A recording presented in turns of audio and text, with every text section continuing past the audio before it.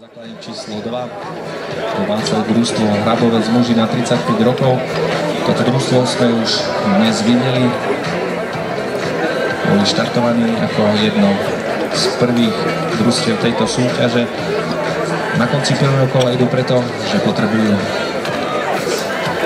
niektorí členovia potrebujú ísť na svadbu, niektorí nás opúšťajú.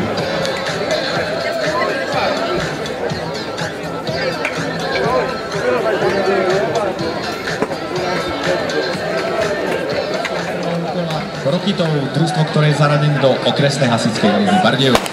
A už je odštartované. Družstvo z Rokitova môžeme sledovať, že pôjde so zapožičaným strojníkom, taktiež strojom.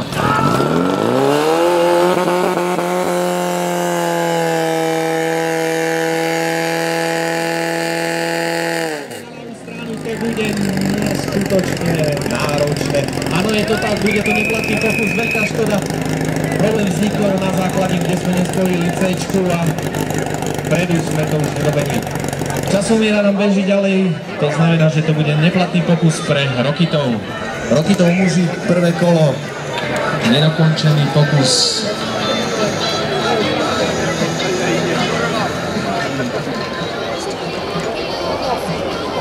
Na základni číslo 1 vchádzame do kolového finále, pretože Komarov sa nám predstaví na tejto základni ako posledné družstvo dnešnej súťaže. Na základni číslo 2 to bude ešte Rokitov a Zlaté.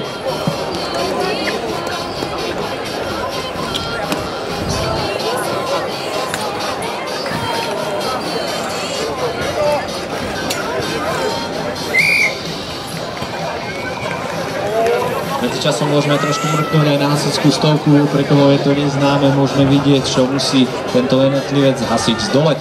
Je to samozrejme veľmi náročná 2-metrová bariéra, potom je to kladina, z ktorej sa zvykne veľmi jednoducho padať. A potom nás už čaká iba rozdeľovač a zapojenie 2x C a prúdnica.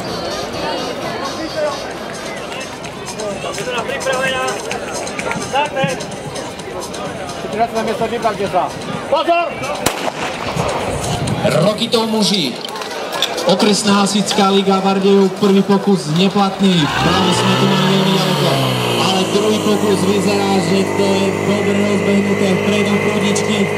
Sme nakoniec zapojili, prikladneme to a počkáme si na ich zostreky.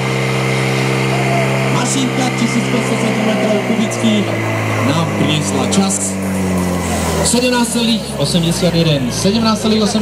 napravo, 17,42, ako som spomínal, ich rekord je pohybujúce sa okolo 16,5, no dnes sme behali na Hrubé Hadice, čo si zobralo dáne, tú sekundičku, ale pekné predstavenie družstva.